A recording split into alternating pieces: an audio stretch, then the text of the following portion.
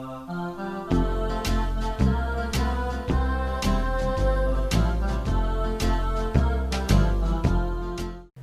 uma alegria muito grande celebrar junto com o povo de Nova Resende este dia 10 de setembro, dia que a cidade se lembra da sua história, da sua memória, da sua importância para todos nós que aqui moramos.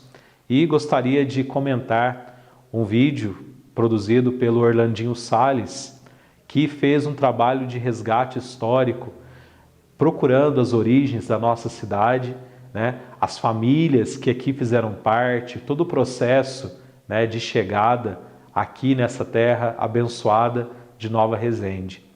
E um destaque muito grande que possui esse vídeo produzido pelo Orlandinho Salles, nessa pesquisa, é justamente porque ele coloca, né, o fator religioso como algo que motivou a participação, motivou a congregação das pessoas aqui na nossa terra de Nova Resende. Então, que a fé continue sendo essa força que move o nosso povo, essa força que faz com que o nosso povo preserve os seus valores, né? Então, que a gente possa agradecer muito, né, pela oportunidade de vivermos aqui nesta terra abençoada de Nova Resende. E fica essa dica, né, para que todos possam conhecer esse trabalho que foi feito, né, pelo Orlandinho Salles, advogado, historiador, e esse trabalho que faz com que a gente se lembre das nossas origens, da nossa história. Eu faço ciência da religião e é um trabalho que eu estou desenvolvendo, que é o seguinte: qual é a influência dos fundadores, dos colonizadores na história da minha cidade, que é Nova Resende, no campo religioso. Então aí eu comecei a desenvolver. A gente sabe que Nova Resende nasceu juntamente com a igreja. Quer dizer, a cidade cresceu em volta de uma capelinha, né? Começou a surgir as casinhas em volta da capela. Então, hoje a gente começa a falar, então, um pouquinho da história, né? Da história dessa capelinha, que surgiu em 1815, mas quem foram essas pessoas? Então, a gente começa a buscar elementos para saber de onde vieram essas pessoas. É uma exigência, tá? Da faculdade. Eu tenho uma matéria que chama Cristianismo, e isso chama portfólio. De 2 em 2 meses, a gente tem que apresentar um trabalho. Como nós estamos... é um trabalho escrito em forma de notícia. Eu tenho que criar uma página de um jornal. Só que, devido à pandemia, eu tenho que apresentar também isso para um grupo. E como, diante da pandemia, eu fui obrigado, então, a fazer um vídeo e reunir amigos para se discutir o assunto. A cidade e a sua formação. A sua colonização. No campo religioso, qual foi a influência dos povos que fundaram nossa cidade? Para melhor entender, é necessário que a gente faça uma viagem a Portugal, a região de Tendais. É uma região que fica entre o Vale da Bestança, com o mesmo rio do mesmo nome, e a Serra do Montemuro. Tendais é uma freguesia, é uma paróquia portuguesa pertencente ao concelho de Sinfãs. Em Portugal, o concelho é como se fosse um município. Então, Tendais é um distrito. Lá já chegou a virar município. Em 1826, devido a poucas pessoas, poucos moradores, a cidade foi caindo em decadência, a cidade deixou de ser concelho. O lugar deixou de ser concelho, deixou de ser município. E é justamente lá que nasceu Domingo Rodrigues de Lima, que usava o nome de Tendais, juntamente com seu sobrenome, Domingo Rodrigues de Lima Tendais. E ele veio, sabe-se que ele veio para o Brasil, e aqui no Brasil ele casou com Maria Ramos Branco, no ano de 1754. Em 1776, ele iniciou-se o povoado na região da Picada de Goiás e região de Candeias. Em 1769, junto com outros moradores, construiu a Capela de Nossa Senhora das Candeias e doou as terras do patrimônio de Nossa Senhora das Candeias do Tamanduá, em 1787. Domingos e Maria Ramos Branco tiveram 11 filhos. O 7º tinha o mesmo nome do pai, Domingos Rodrigues de Lima, porém não usava o Tendais. O filho exerceu o cargo de furiel da 5ª Companhia de Milícias do Regimento de Bambuí, sede em Candeias, de 1803 a 1808. Era um cargo militar. Acontece que, no ano de 1809, o Domingos foi transferido para Carmo do Rio Claro, onde se estabeleceu na fazenda Três Barras do Rio Claro. E ele foi casado com Dona Escolástica Teodora de Souza. Tiveram 11 filhos. 2 deles, possivelmente, nasceram posteriormente após a saída do Carmo do Rio Claro. Ele mudou-se para a fazenda Rio Claro, pertencente à freguesia de Carmo do Rio Claro, onde passou a residir. Em 1831, sua esposa já encontrava viúva e residia na fazenda Rio Claro, no distrito de Santa Rita do Rio Claro, na época pertencente ao município de Jacuí. Em 1838, lá residia com os filhos José, Alexandre e Joaquim. Então, ele passou por Carmo do Rio Claro, depois comprou uma fazenda onde é o município de a freguesia de Santa Rita, onde é Nova Resende, e ele então passou a residir no bairro Rio Claro. Em 14 de agosto de 1815, Domingos Rodrigues de Lima, João Dias da Silva, Manuel Rodrigues de Lima, na comarca de Cabo Verde, que era a comarca da igreja, fizeram um pedido ao bispo de São Paulo, que pertencia ao bispado de São Paulo, para a construção de uma capela em invocação a Santa Rita. Em 4 de janeiro de 1823, foi então publicado o patrimônio, né, a terra doada, que patrimônio era esse, que terra era essa? É uma sorte de terras de cultura, aqui compõe de matos, virgens, capoeiras, essas na contravertente do Rio Claro, nas cabeceiras do Ribeirão São João. Esta sorte de terras entre 4 marcos de Jacarandá, doados por Estevão José dos Santos e sua esposa Inácia Antônia de Mendonça. No ano de 1824, foi então feita a visita, a visita do local, e a vistoria realmente confirmado, então, foi a bênção, poderia rezar a missa na capela de Santa Rita, né, que deu origem então à freguesia, ao distrito de Santa Rita do Rio Claro. Esta foto é uma foto já não da primeira capelinha, mas da matriz. Essa matriz foi construída no ano de 1866. Temos aí uma foto da visita, né, de um bispo, uma matriz.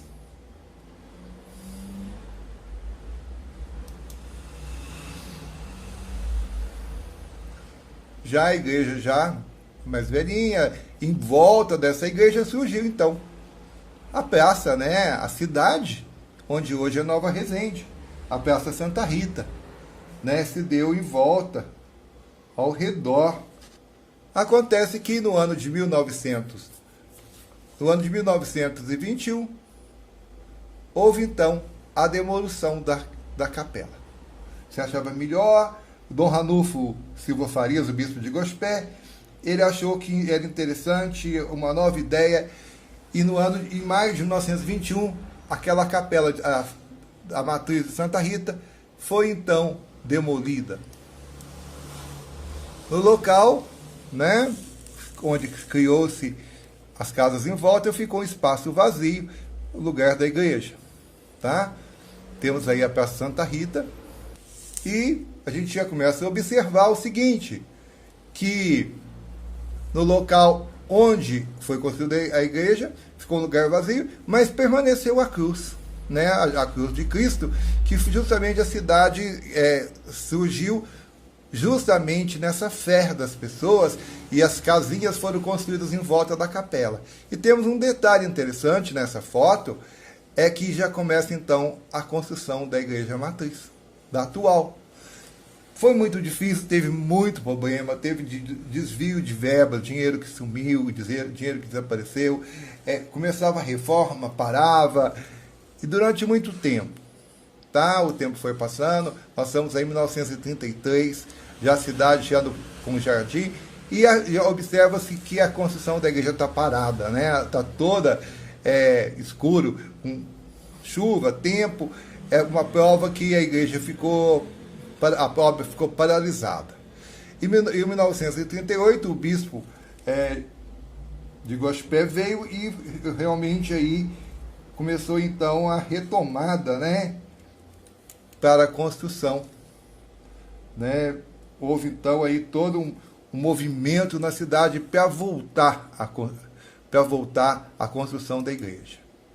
Olha aí, então aí com as arcadas, né, foi contratado então um construtor para administrar então a construção da igreja, e o construtor chamava Santos D'Angelo. Essa foto é de 1940, a comunheira, começo de 40, então a comunheira é a parte superior do telhado. Nós temos aí uma foto da praça já com a igreja já não inaugurada, mas a igreja coberta. E no dia 22 de maio de 1940, foi então inaugurada a matriz de Santa Rita, sem a torre e sem acabamento interno, sem acabamento externo, por fora só no tijolinho. E foi adquirida então uma nova imagem para a capela de Santa Rita, para a capela não, para a matriz de Santa Rita, e essa imagem é a atual imagem que está na igreja matriz, porém ela está com uma palma nas suas mãos, que originalmente essa imagem ela veio com as palmas. Aí a foto do interior da igreja, no dia da inauguração, porém não tinha bancos, né? E o coronel Joaquim Firmino, nesse dia, ele batizou 2 filhos, deixou os filhos até mais grandinhos, justamente para poder batizar.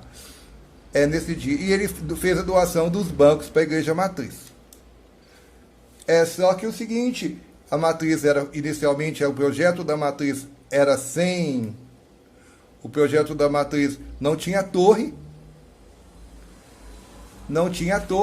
e foi então construída a torre.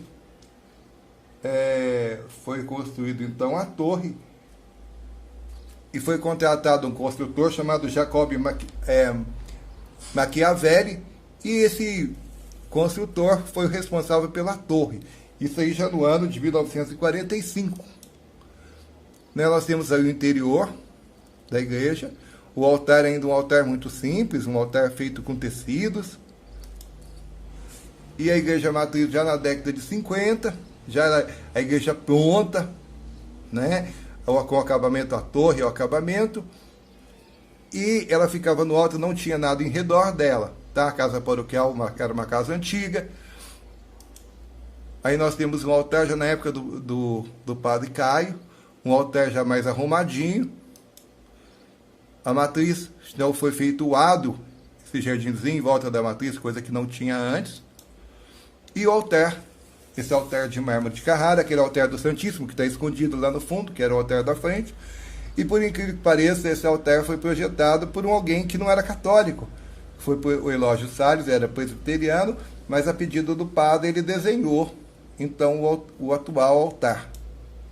Temos aí algumas reformas da igreja.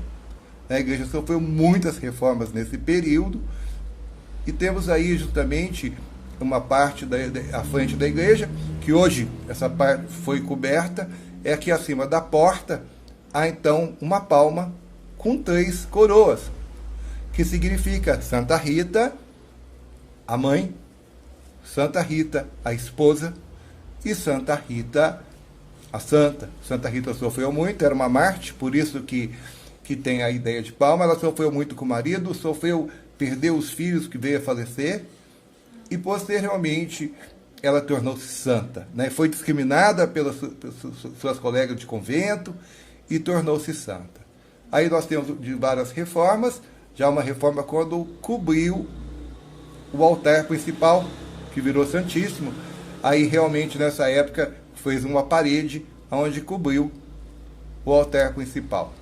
Temos aí já também uma outra foto, a construção da nova casa paroquial.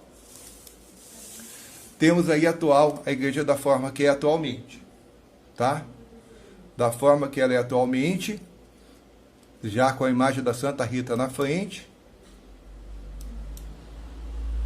Temos ela atualmente, o interior da nossa igreja hoje, o altar principal.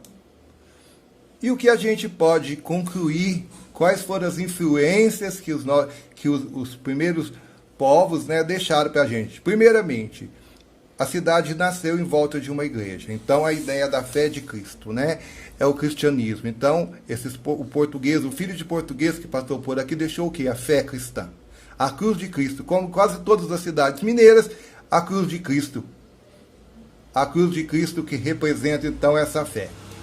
Segundo ponto, até hoje nós temos a comemoração do dia da padroeira. Santa Rita tornou-se a nossa padroeira, e até hoje, 22 de maio, é um feriado, tá?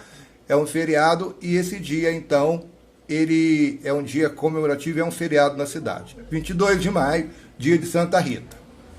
Temos aí a Praça Santa Rita, né? A Praça Santa Rita, que é justamente aonde está localizado, uma homenagem. Na década de 40 tentaram tirar o nome de Praça Santa Rita para botar Praça Getúlio Vargas, mas não houve aceitação e continuou-se Praça Santa Rita. E aí Santa Rita, então, a protetora, é do município, dentro da fé católica, que é uma herança principal desse cristianismo, só que aí nós temos a mesma santa já com alteração. Já não está mais com a palma na mão, mas sim com a cruz de Cristo. Então, dessa forma, a gente quer a sua opinião, né? Comente, se você acha que foi importante essa cidade que nasceu sobre a fé, sobre a cruz de Cristo, comente, por favor, tá? É uma coisa que eu já faço desde menino, né? Para você ter uma noção, para vocês aí terem uma noção, eu pesquiso a história da cidade desde quando eu tinha 11 anos. Então faz mais de 40. É uma coisa que até então, a vida inteira, a gente nunca teve muita gente dedicada à história. E eu venho fazendo há muitos anos.